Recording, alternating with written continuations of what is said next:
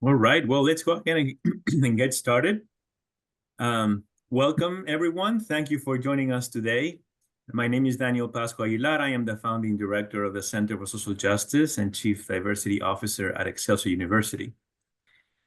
Excelsior University, Abler, the Center for Social Justice, the Different Abilities Rope Team, Accessibility Services, and Information Technology Services are thrilled to celebrate with you this year's International Day of Persons with Disabilities. For those of you who are not acquainted with Abler, Abler is a full-service disability inclusion organization with a mission to remove barriers for all people with disabilities. They do this by focusing on eliminating the digital divide, changing the mindsets of people and organizations, and creating pathways to employment. Welcome, Abler. We are honored to be collaborating with you. And for those of you who are not acquainted with Excelsior's rope teams, we have developed 20 communities we call rope teams, which we describe as representation and support villages around our students based on what matters to them. Half of them are focused on industries, half of them are focused on dimensions of identities that matter to our students. If you want to learn more about the rope teams or how to engage in them, you can visit them at communities.excelsior.edu. This afternoon, we are honored with the presence of a fantastic panel of colleagues with expertise in accessibility and in justice, equity, diversity, and inclusion, including John Samuel, Abler's co-founder and chief executive officer, Kim Casey, Abler's director of accessibility, Mark Openier, Excelsior's senior director of web systems, Tammy Spenciero, Excelsior's director of student success, and myself. And the panel will be moderated by Ariel Gines, Abler's project coordinator of accessibility, and Pam Jimenez, Excelsior's program director of the Center for Social Justice. According to the World Health Organization, over 1 billion people worldwide live with disabilities or ability differences. And according to the Centers for Disease Control, this diverse group encompasses individuals with physical, mental, and neurological differences. The world celebrates International Day of Persons with Disabilities every December 3. This celebration was declared by the United Nations in 1992 as a day meant to promote the rights and well-being of persons with disabilities and ability differences around the globe, so they can participate fully, equally, and effectively in society with others and face no barriers in all aspects of their lives. In 2022, the World Health Organization launched a global report on health equity for persons with disabilities. This report sets forth the approaches and actions that countries can take to address the health inequities experienced by persons with disabilities. According to the report and to research from the Pew Research Center and the CDC, an estimated 16% of people around the globe experience significant disability. And in the US, 1 in 4 adults, or 61 million individuals, live with a disability or ability difference, including about 2/3 of adults with disability or disability differences unable to participate fully in work, school, and other activities, or earning less than those who do not. In addition, persons with disabilities have twice the risk of developing health conditions such as depression, asthma, diabetes, stroke, obesity, or poor oral health. And it is important to acknowledge that health inequities commonly develop from unfair conditions faced by people with disabilities or different abilities, including stigma, discrimination, poverty, exclusion from education or employment, and barriers faced in the health system itself. Higher education plays a vital role in promoting accessibility, inclusion, and equity for individuals with disabilities and different abilities. The Higher Education Opportunity Act of 2008 emphasized the importance of accessible educational materials and technologies, and moreover, UNESCO research highlights the benefits of inclusive education, including improved academic outcomes and social integration. As a higher education institution, it is important to recognize that persons with disabilities or ability differences represent a significant portion of the student population, with studies showing that about 1 in 5 enrolled college students report having a disability. Data indicate that these students are significantly less likely to graduate than their peers, and most do not inform their college of their disability. We have much work to do, but we believe that Excelsior University is uniquely positioned to support the post-secondary education and career readiness of students with disabilities and different abilities. As we celebrate International Day of Persons with Disabilities, let's become better informed and identify ways of serving students with disabilities or ability differences in the best of our capacities. Now, before I pass the microphone to Ariel and Pam, I want to thank a number of people and units that made today's event possible, starting with Mark from ITS, John, Kim, and Ariel from Abler, Maria and Naila from Marketing, Tammy from Student Success, Jill and Lori from the President's Office, and Pam from the Center for Social Justice. Thank you so much for your amazing partnership and support. Ariel and Pam. Thank you, Daniel. It's such an honor to be here today and to moderate this panel along with Ariel, especially because this work is so critical. What I'll do is I'll ask the question and I'll also put the question in the chat so that people can follow along. The first question actually goes to Tammy and Kim. What is the difference between accessibility and accommodations? What resources are available for students with ADA disabilities? And for Tammy, how do we accommodate students' requests at Excelsior? Sure, I can start. Oh, go ahead. Go ahead, Kim. Okay, I was going to say, how are we going to break this up? Hi, everyone. I'm Kim Casey. I'm the Director of Accessibility at Abler, like Daniel said. And I'm really excited to be here today because a lot of times accessibility and accommodations get grouped together. So, and I'm so glad that Tammy's here because she has her unique perspective on this as well. But accessibility is, I like to say it, we've been working with Excelsior for years now. And what I've been working mainly with the web services team. And we've been kind of infiltrating the system here and getting Mark to incorporate it in. So what I always like to say is, to have it be opt out rather than opt in. So if accessibility is done correctly, you have it and you don't even know it until you need it. And so that is a lot of the accessibility that we're working on, where it's just built in, it's behind the scenes. So it's a little bit more, there's a lot more to accessibility. I could probably talk the whole hour and I won't. But there's, that's really like, if accessibility is done right, you have it, you don't even know it until you need it, kind of thing. So Tammy, please share what you would say accommodations are.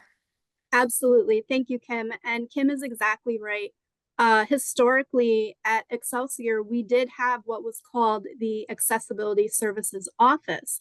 We've reimagined this, right? So we've reimagined it to align well with the needs of our students, to simplify the process of providing academic accommodations, but also clarify the difference that accessibility relates to web and digital technology offerings. And that's now under Mark's leadership. So we've separated the two in such a way where accommodation resources are available to all students. We provide reasonable accommodations for all individuals with disabilities recognized under the Americans with Disabilities Act. And this is the provision of aids to all students with disabilities. Every student will receive an accommodations plan that helps them along the way with their academics. These plans include extra time, as well as the approval and use of any tangible products and accessible technology needs that they have. We have a very simple, updated two-step process that students can follow right on the website. Great, thank you guys.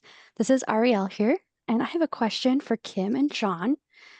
And if we never see or hear from people who have a disability, what are the benefits of accessibility for all? And can you give some common misconceptions about accessibility with web design and development?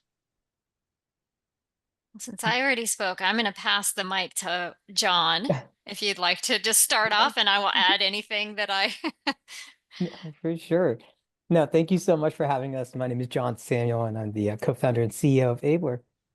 And, we often say that accessibility is necessary for a few, but useful for all. And so when we talk about, making sure that we have accessible experiences that all people can benefit from, because, when we talk about, the disabilities, or I mean, the number of disabilities that are invisible, that people have no idea. And for myself, I'm actually blind, but a lot of people don't realize that. And for many years, I kept it a secret. I didn't let people know because I thought, you know, when I was in school, I thought they'd put me in a different program, or I wouldn't get the opportunities, and same thing in the employment space. But when we started to create these accessible experiences, making sure that you know, digital content has high contrast, or that we are labeling things for screen readers, this way we can ensure that everybody has an opportunity to participate. And again, people, who don't necessarily identify with a disability would benefit from them. We talk about captioning in videos. A lot of people now benefit from being able to turn on the captions and turn off the volume. And these are all the different types of, things that are not necessarily designed for everyone, but everyone can benefit from them. I think that's a great point, John. And also in Daniel's introduction, he mentioned that 1 in 5 students identifies as a person with a disability. So I don't know if anyone really thought about that, but that's a lot of people. So you may think that you're never coming into contact with somebody that can use something that's more accessible. But I think you'd be surprised to find out how many people are enjoying what you've done as a result of making things more accessible. Let's see about common misconceptions. I think a lot of common misconceptions. The biggest one I hear with all of our work, we do as part of Abler, we do a lot of accessibility audits. So when we first started working with Excelsior, the first thing we did was review the Excelsior website, just the main website. And one of the common misconceptions, thankfully, I didn't have to experience any hesitation from Mark over and web services. But one of the common misconceptions is that if I make my website accessible, it's going to be boring, or it's going to have to be all text, or it's going to take too much time. And all of those, a lot of times when we have people make those accessibility changes to a website, it visually doesn't change at all. Like John was saying, if you label something appropriately for a screen reader, it's not going to change visually. There are languages where you can kind of hide it in the background. Like I said, it's built in. Nobody knows it's there until they need it. So it really doesn't look any different. You don't have to tone anything down. It's just good design. And I think, John, you also touched on universal benefit. And that things like captions and curb cuts. How many people have walked down the street and needed a curb cut to roll a suitcase or a trolley or a baby carriage? It's those kind of things where once it's there, we all use it and it's great. Automatic doors. That's another great example of accessibility built in that, it's for one audience, but everybody's using it and benefiting from it. Yeah, when we talk about accessibility, we're talking about providing access to all people, no matter their abilities or abilities or assistive technology. And what Kim mentioned, the fun thing I like to say is that accessibility can be sexy. And the glasses I'm wearing right now, people may not realize, but these are an assistive technology that are making the world more accessible for me, and they're sexy looking. So. Yeah, John's all geared up. He has a really cool watch too. I do have my watch. Yeah. Yes, your watch is very cool, and you could tell the time by touch. Yes, exactly. And so that's one of those misconceptions, that things that are accessible won't look good, but and people with disabilities, we're not coming to your site. I promise you, we're coming, and we want to go to school. We want to go shopping, and we all want to look good. And I think Mark can talk about the time as well, because it doesn't take time as long as you are incorporating it in from the beginning. I think the misconception that it takes a lot of time is when you've already have a completed product, you haven't asked any input from any end users, and you have to go back to the beginning and start over because your design is just not going to be accessible for a majority of the users. So I don't know if Mark, you're going to add anything about time commitments on web accessibility.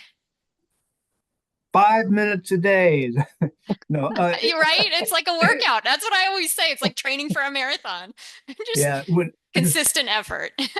When we first began our relationship with Abler, it was 100% remediation. They did a wonderful job of identifying, here are the issues that you need to cover. They said, here are the criticality. These are really, really, you got to knock these out first, and helped us sort of prioritize our effort. And we had 120 days built into our contract, and that was hours and hours and hours a week. And that was just two people hammering, chipping away, trying to get everything we possibly could. And we did an amazing job. And then our focus went to the online writing lab. Meanwhile, the website that we had spent all that time remediating started to creep back up on the scale of needs. So we realize this is not something that is one and done. It's a process. It's ongoing. We will never not do accessibility. But what we're looking at now is the time spent is really about strategic outlook. So the remediation is very functional, very operational. But what we're looking to do now is build accessibility into the core of what we do. And that's everybody. Everybody has a play in this. And so recently, Abler did a 2-hour introduction to staff of what is accessibility. We had about 50 people join, and it was a wonderful experience because I think for many, the first time, they're like, oh, wow, oh my gosh, that's, yeah. And it was kind of not an awakening, but I mean, people became more aware of what accessibility is and why it's necessary. I'm not sure if I answered your question. You did, actually. Well, you probably brought us in 16 different directions. Okay. And for the folks watching, I am sick, and so I'll be muting and coughing as we go. So I apologize. Sorry to hear that, Mark. This is Kim Yeah. again, and all of those hours really paid off because Mark still holds the record of squashing hundreds of thousands of accessibility bugs in like a week because he found the source of one common issue. So again, you can do a lot of great work in a short period of time if you just stick to some sort of, just make a commitment to whatever you have resources for at the moment. Thank you, Kim. 'Tis the season, Mark. I'm sorry you feel sick. But thank you for being here and guiding us through this. So the next question is for Daniel. Daniel, how does accessibility align with Excelsior's commitment to social justice and equity? Thank you, Pam, and thank you, everyone. This is fantastic. Thank you so much for being here and for sharing your insights and expertise. This is great. So the bigger perspective on my response is that when I think of the work that we do, and really the work that we should be thinking about as higher education institutions, is the facilitation, support, and development of our next generation of leaders, which, if you think of it, right, for us to truly survive and thrive as a human race and as a planet, we clearly need a diverse next generation of leaders, a diverse generation of leaders that can be authentic, right, can show up based on who they are and how they identify. A next generation of leaders that is engaged, and a next generation of leaders that is ready. And those 4 elements can truly not happen if we ignore our diversity around us as an asset to the effectiveness and the capacity of our next generation of leaders. And something really interesting is that we and this next generation of leaders I'm talking about will determine how our future looks like. And I worry substantially about how the projections feel, at least to me, right? There's a lot of worry and concern about the future. And therefore, the future and how diverse, engaged, authentic, and ready our next generation is matters to everyone. This will determine how things will look like. So to me, our focus on diversity, our focus on thinking differently about what we call disability, thinking about ability differences and the power that they bring to our ability to problem solve and innovate right? For the challenges that we face are critical. Excelsior University really thinks this is important. And therefore, we have in our strategic plan one of the 5 goals focused entirely on this. And that is based on Jackson Hardiman's model, is our focus on becoming a multicultural organization. And that means 3 things. It has that the definition of a multicultural organization has 3 levels. The first one is, how can we apply these universal design principles that we have been talking about so far to be inclusive in everything that we do, right? And as you were mentioning, Kim, how do we do that early? How do we do that in the design of our work, in the beginning of our considerations of how we're going to approach our problems and our solutions, and our innovation? How can we make sure that we are addressing the needs of everyone and including the input of everyone? But how can we be as inclusive as possible in everything that we do?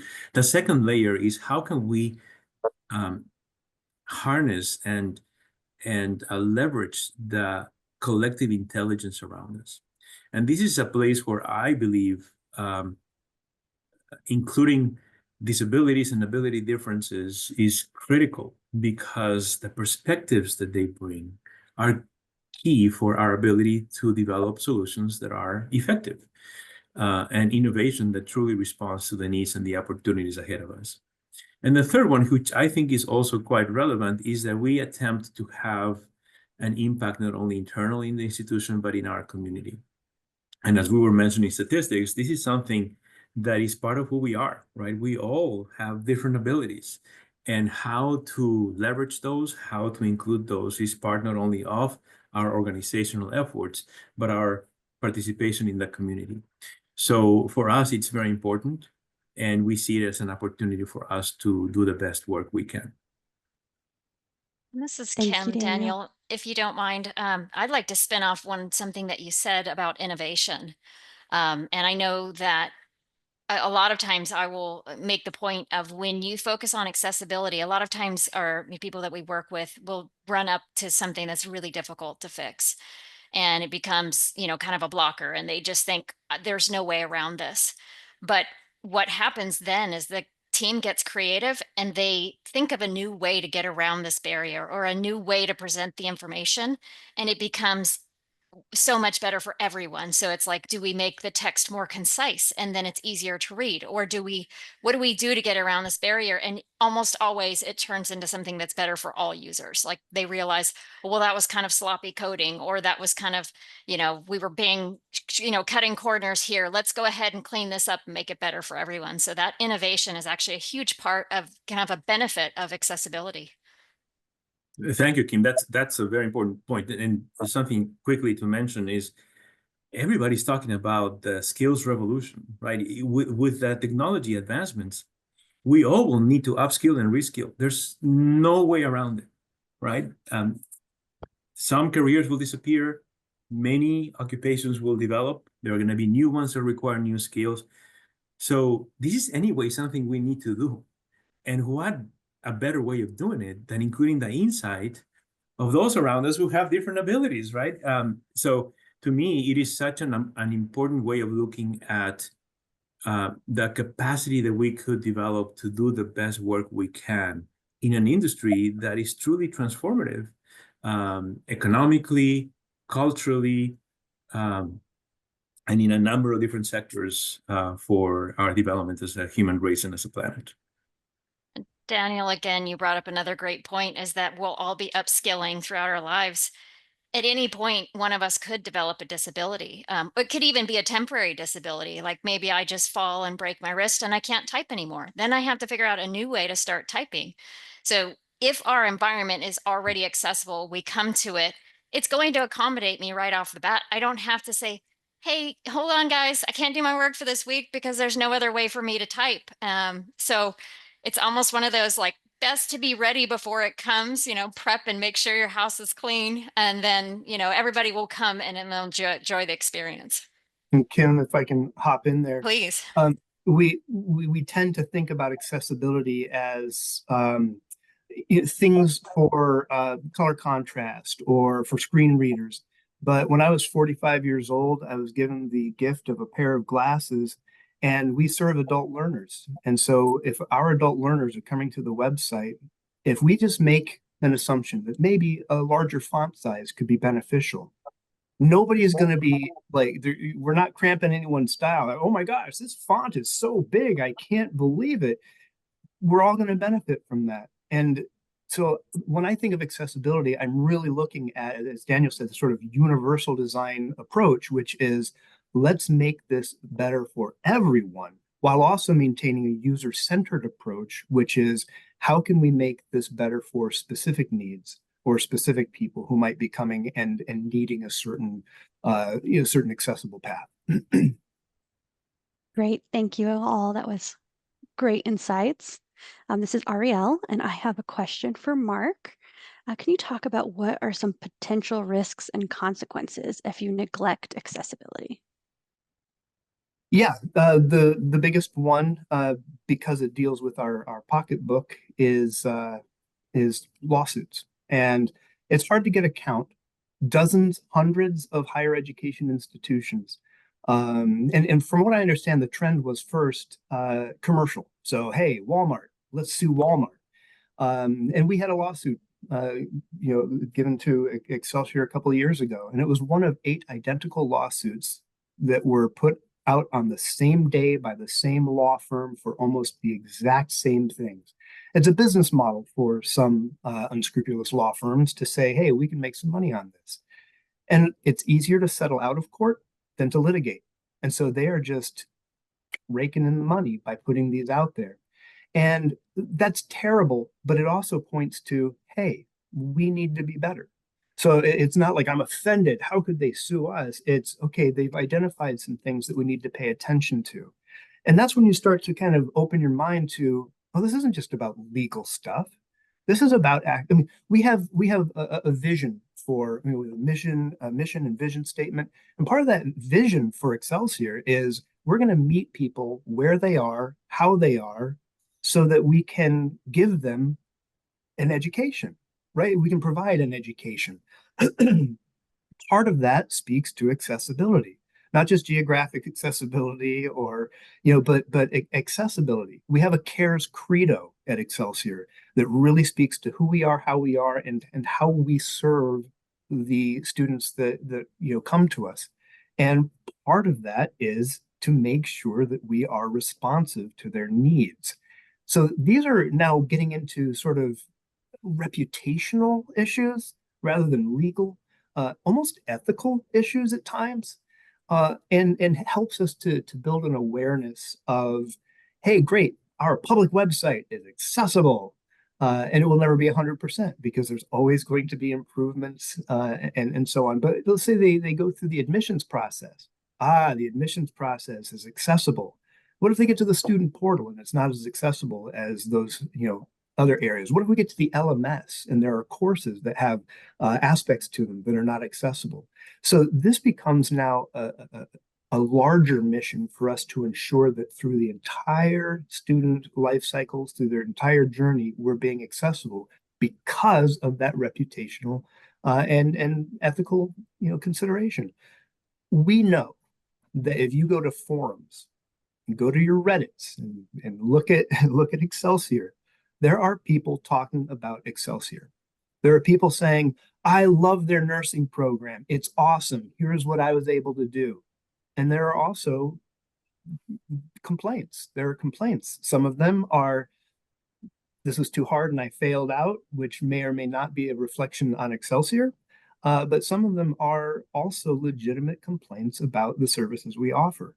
That's a reputational issue. That could be the deciding thing. Somebody hits that one thread and says, not for me. I'm going to go out over here to somebody else. We have to be a beacon in this sort of dark night of the webs, the interwebs. We have to show ourselves to be accessible so that we not just legal issues are not forthcoming, but also we have a reputation as being a place where everyone can learn because we are considering everyone and how we do our design, development, execution of programs, and so on. Mark, that's a great point. You mentioned Reddit, but this is Kim again. A lot of, disability communities, they're usually very tight knit and they talk about things. So if Excelsior gets a reputation for being very accessible and very friendly, very accommodating, it gets around, and brand loyalty is very strong in this community. Is, once they find something that works, they use it. I know I was just editing a blog post from John yesterday talking about frictionless experiences where, it's so easy to get in. So why don't I keep going? I had such great success with this course. Why don't I take another? As long as we make things that are inviting and, like John likes to say, frictionless, it all just kind of goes smoothly. Wonderful, Kim. So my next question is for Kim, actually. And so we know accessibility is sexy. This is Pam, is sexy. We know that it prevents litigation, and we know it's an ethical thing to do. And we have to conform to the standards because we want to be all those things. But from the point of view of the actual person carrying out the work, if I say to you, my schedule is already so packed, how do I fit accessibility into my regular practice? What would you say to me, Kim? I would say, have fun. No.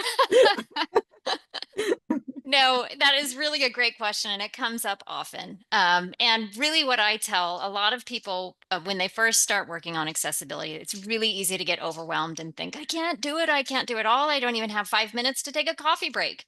Um, but, it's one of those things. I think Mark said 5 minutes a day. It's one of those things. If you can incorporate 5 minutes a day, you'll be able to do 5 minutes worth of work towards accessibility.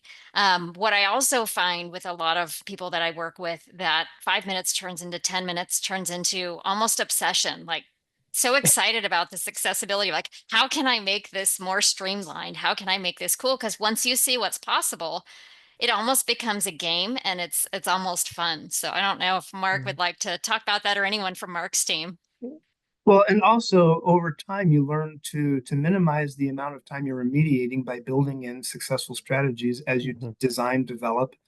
And so one of the things that we're looking at is working with our clients internally to say, how can we say, the very first question should be, how do we make sure that this thing you would like to do is available to everybody and is accessible? And by building that in as like one of the very first questions, you're doing less remediation after the fact. It's not something like, oh my gosh, we have to go back and do accessibility now. As you said, it should be invisible. And I believe as part of the process, it should actually be invisible. Like we're just, hey, guess what we're going to have to do? We're going to have to code some stuff. Oh yeah, hey, we're going to also have to do some design. It's not like you say, we got to build in some extra time for design, because that's what you do. Like that's what we do as a matter of any kind of project. And if accessibility is built right into it, we're not even thinking of it as a separate thing. It becomes a core thing. So yes, 5 minutes a day, it's actually much more than that. And you should expect it to be much more than that, because over time, if you're doing it right, it's sort of this line that starts to close down, and you're doing less and less remediation because it is already built into what you do. That's the goal. That's the hope. That's a great point too, Mark. A lot of times I tell clients, make templates. For web services teams, I say, build the development, build a component library, make it easy. So all you're doing time after time is changing the content. I'm sorry, John, you had something you wanted to say? Yeah, I was going to say, I think it's also important to realize that accessibility isn't about a line of code. It's about human experiences, right? And when we shift it that way, think about everything we do. We're trying to create, going back to that frictionless experience, we're trying to create a good customer experience or a good student experience or that experience. And so when you think about that, say, look, you want to be as inclusive in what you're doing, whether it be, creating content for your class or whether it be creating a website. I think when you go back to it and say, it's not just about that line of code, it's about that person. And when you think about it that way, I think time doesn't really matter, because you really just want to create that. It's about people first. And That's a great also, point, John. if I can hop in too, a website, when you say it website, it sounds like a thing. It's a concrete thing that you create, but it's really an experience. It has to be considered as something that is a process that a person is experiencing. And if you're not thinking of it that way, then you're going to find that problems arise because it's a thing that you're creating, and that's just not what it is. Right. I'm really, And if go ahead, Danny. I'm just really glad that John mentioned the human experience, because that is the most important thing, right? So even on my end, with the accommodations process itself for students to request accommodations, we've completely restructured and reorganized that in a more simplistic way that's less confusing. But listening to what the students are saying, listening to the roadblocks that maybe they had in the past, what was a challenge, what was cumbersome, what was too manual, and taking that cycle and that process and turning it into a simplified experience so that students say, wow, this is easy. I only have to request my accommodation one time when I, come to Excelsior. My plan carries with me throughout my entire journey. So, it's a continuous improvement cycle. It's never going to stay the same. We're always going to innovate and come up with new ideas and solutions. And I think that's what makes it, fun to work together on this team, but to also hear what the students are saying and help to accommodate them in the best way that we can with what we have. Glad you brought that up, Tammy. John, are you comfortable sharing your experience? I know the first time you actually were free to share, or you felt free to share, was when you started grad school. Can you share a little bit about your experience there? Yeah, I mean, I remember for several years before I had been diagnosed, 12 years before I went to grad school, and I had kept it a secret. Even during my undergrad, I kept it a secret because I was scared that professors will find out. I think, why didn't you talk about this earlier? Why didn't you, I just felt embarrassed by it. But when I got to grad school and getting to, to be introduced to disability student services, it was just weight lifted off of me, and to be able to know about the accommodations, to be able to get the accommodations and to work with the staff, and again, they broke down all these barriers for me, and it just really was life-changing. And when you think about that, that accommodations and accessibility, it can really change someone's life. It really is something, when I felt that, like, I went to George Washington University, and because they made me feel welcome. They made me feel like I belong. And, I have my GW water bottle, I think, here, right? They are part of me, and I'm so grateful for them. And they've influenced my career path moving forward. So yeah, I really think it goes back to that, you're really changing someone's life with what you're doing here. Can I give John a plug, because I don't think he would probably do it himself, but he wrote a book called "Don't Ask the Blind Guy for Directions," and I would encourage you to get it, to read it, because it's not, yes, it's his story, but a portion of that starts to, as he enters his adulthood, is his higher ed experience and how he really it's a wonderful journey, because it starts with pain and it ends with promise. And I think that I would recommend that to you. Thank you, Art. It's very sweet I of also, you. I also wanted to just encourage us and maybe this was embedded in some of the comments that were just made, but to think of accessibility as a way of thinking. And particularly when we think of higher education and how transformative it can be, right? If you look at Department of Labor data, the day that someone earns a diploma, that day they enter a new bracket that almost doubles their wages and almost drops their unemployment rate to half. So it's a transformative opportunity. So not thinking of accessibility as a way in which we approach our work, the way in which we design what we do, is a social injustice, right? Because it leaves out a significant sector of the population that should have access to that transformative power of higher education. And on the other end, if truly higher education is a place of dialogue, of elicitation and exploration of different perspectives, we cannot do that effectively if we miss the perspective of those around us who have different abilities, right? It is so important for us to approach it as a way of thinking, and the way in which we define education altogether. Great. Thank you all. That was fantastic. I have a question here for Tammy and Mark. Can you discuss how does accessibility factor into the performance culture and accountability at Excelsior? Tammy, you want to go in? Sure, I can start.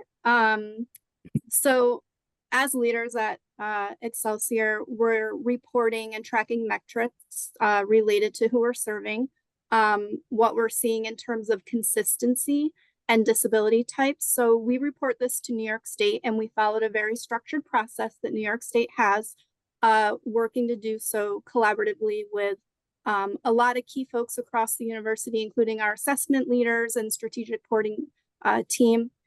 We're in a really great place now that we have updated the processes to show that we're staying on top of changes, on top of trends, and best serving the needs of our students. So like Daniel was saying in the beginning, this includes our own development, education, and students' education in learning how to serve them and having students, you know, not be fearful and feel open and feel like they have, you know, trusted staff and support from all of us to self-disclose so that we can all kind of work together and help each other. So we're really looking at certifications, conferences, ongoing continued education. We received our first New York State grant last year to use towards the population of students with disabilities. And we've been confirmed this year to receive another grant, an increase in funds, which is great. You know, after showing our efforts this past year and what we plan to do this coming year.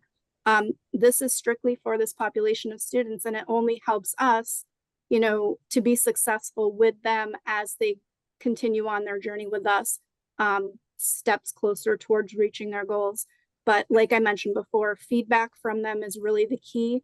We've got a great student leadership council, and that is a very diverse group of students, including students that do have disabilities. And we take their feedback very seriously. We bring that to leadership and we disseminate it throughout the university to decide what changes do we need to make? How can we make this more accommodating? How can we make this more accessible? So one of the things that we focus on across units are key performance indicators. And how can we measure that we're improving, or how can we identify areas that require improvement? As Daniel mentioned, one of the 5 university strategic goals for Excelsior is the inclusion of JEDI principles throughout what we do. And so we, the way things trickle down, so that's the university's goals. Well, what about our unit goals? You know, information and technology services. And so we have a unit goal that is tied to JEDI. And so my team goals also apply to that JEDI principle. And it actually trickles down to our individual goals so that we have a measurable performance culture. We can say, I am doing something that now feeds all the way up to the university strategic goal. And so I know that I am driving forward positive change that has been outlined by the institution as important. Some examples of that. There's what's known as the WCAG guide. We say WCAG guidelines, but the G actually means guidelines. And these are the accessibility guidelines that are set forth. They used to be the federal government had Section 508, which was a sort of a different take on it. But with the popularity of WCAG across the entire world, federal government got smart and said, yeah, our Section 508 guidelines are now the WCAG guidelines. And so we aspire to do to meet WCAG 2.2 AA, right? And that's the freshest version out.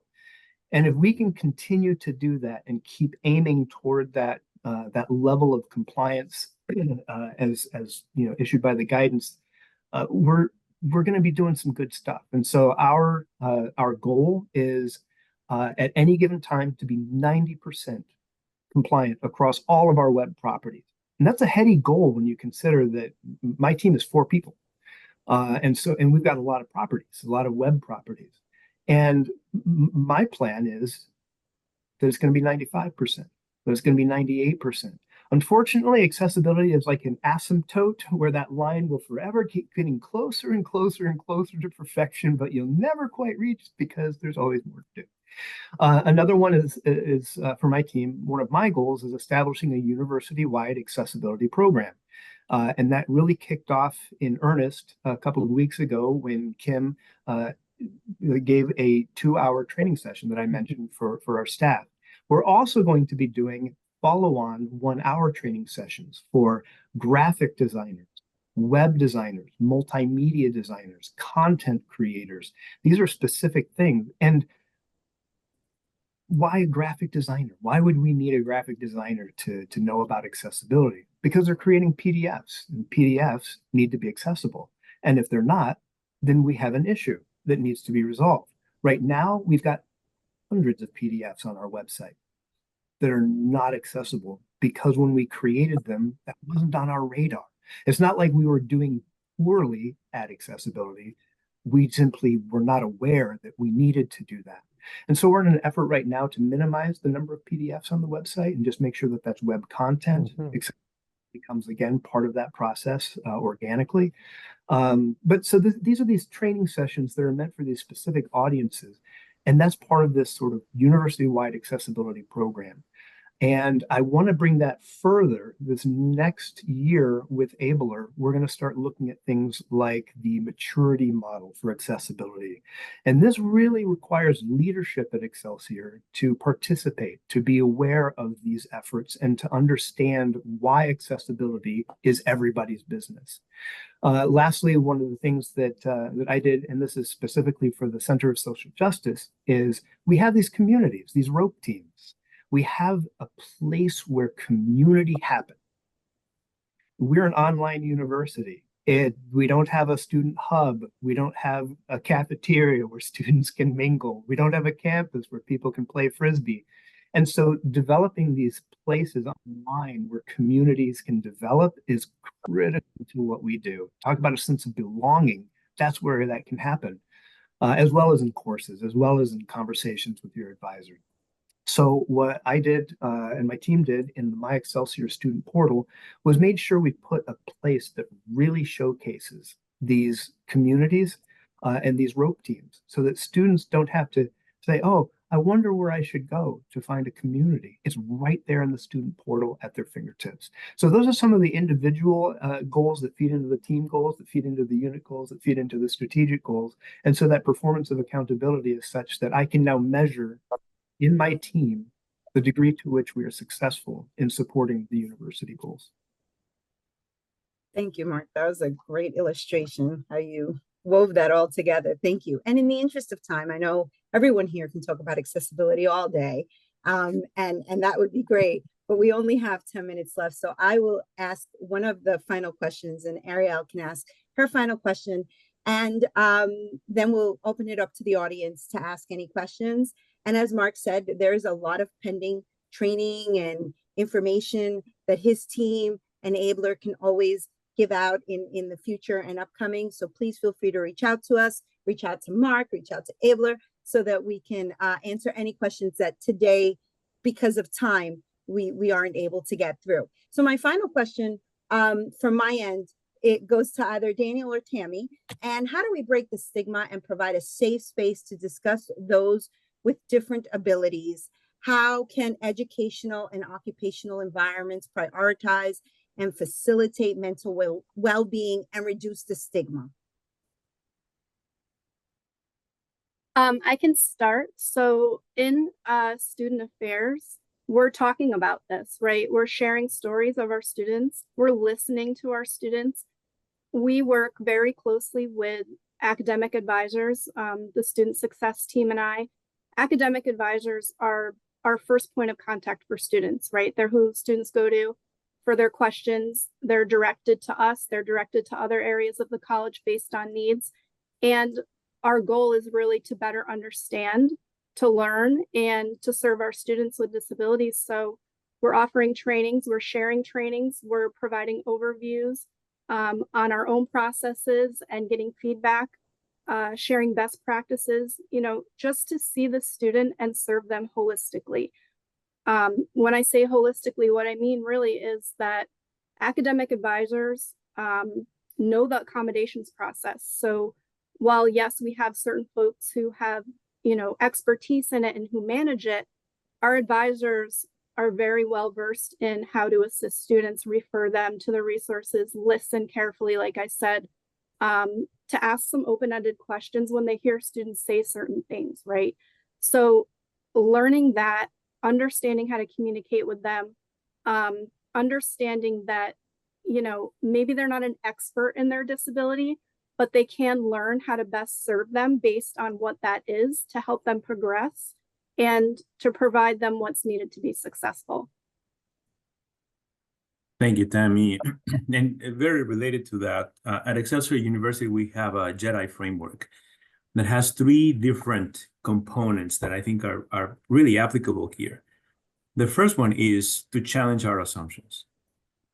Always approach whatever we're doing and whomever we're interacting with, challenging our assumptions, to make sure that we are not afraid of difference, that we're not shying away from difference, and instead we're looking for it to figure out how to grow, how to become a better professional and do better work. And then to open up, the second component is to open up the space, right? To make sure that we are asking the question, what do you need? In order for us to leverage our collective intelligence, how can I open spaces that are in my interactions and in our teams and in our work that truly make available all the intelligence around us so that we can perform at our best? And the third level is how can we scale it? And this goes directly into the infrastructure that we're trying to build and the universal design that we're talking about to figure out how to develop structures and infrastructures that are inclusive in a regular basis, that from the beginning allow for the voices to flow, for people to feel that they can be authentic and safely share their perspective. An example of that or an application of that are the rope teams that Mark was talking about. Rope teams are spaces for exposure and representation of diverse perspectives, and for us to engage in dialogue about different ways of thinking, different approaches, different insight, and to normalize it, right, in a way that in a regular basis, we all are engaging in that exchange that allows us to see what's our full potential. Great. Thank you, Daniel. I'm sorry, Ariel. Can I jump in, Daniel? This is Of Kim. course. Yeah. You said something that really sparked something that we talk a lot about at Abler, is that you have to get the feedback from the people who are using your content, taking your courses. Because without that, you know, we can all sit in a room and think what's great for everybody else, but how can we possibly know their experience without asking them? And so getting that feedback is essential. We have testers who use the assistive technology we're testing for on a day-to-day basis. In that regard, Kim, I often think of the field of medicine, right? It doesn't matter how expert a physician is. If they have done thousands of operations in what I need to be operated, if I don't tell them what I have, what hurts, what's the problem, they can do nothing, right? The feedback is indispensable for expertise to be applicable. So I think you're right on point, and it's a very important way of thinking. Thank you. And along those lines, my last question would be for Kim and John. If you guys could just give the audience maybe one tip that they could start incorporating today in order to be more accessible. Yeah, I'll jump in real quick. This is John. Just basically what Kim was talking about, get that feedback from actual users, from your students, from, your staff, anybody who, listen, gather that feedback. And I think that's the first step, because it really is important. You have a captive audience, and to be able to get their feedback is a great way to start. Yeah, I agree with you, John. This is Kim.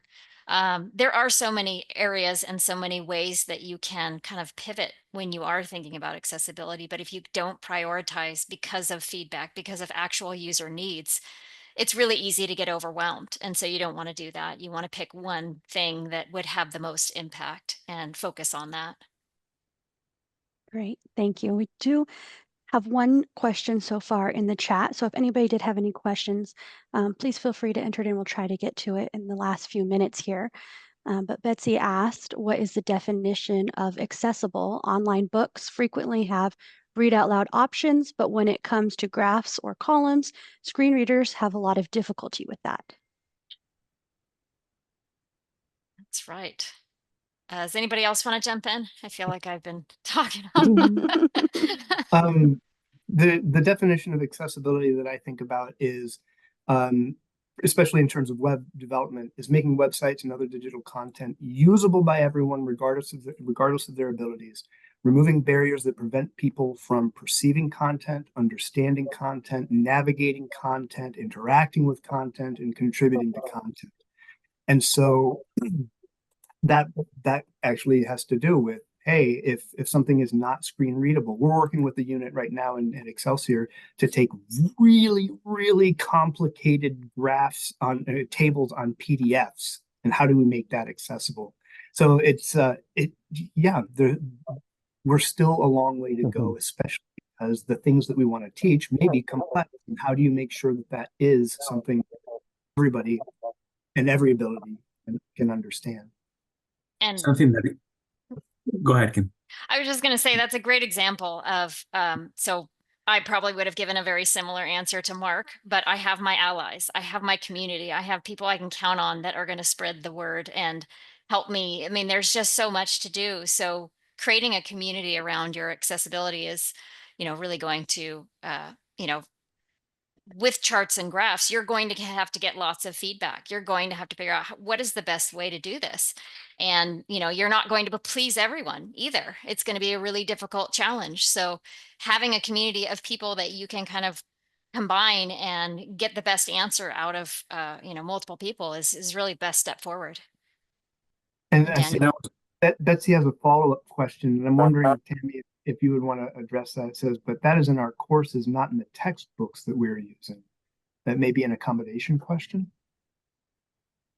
Right. Yes. So in the courses, we do allow for students to use accessible technology when available.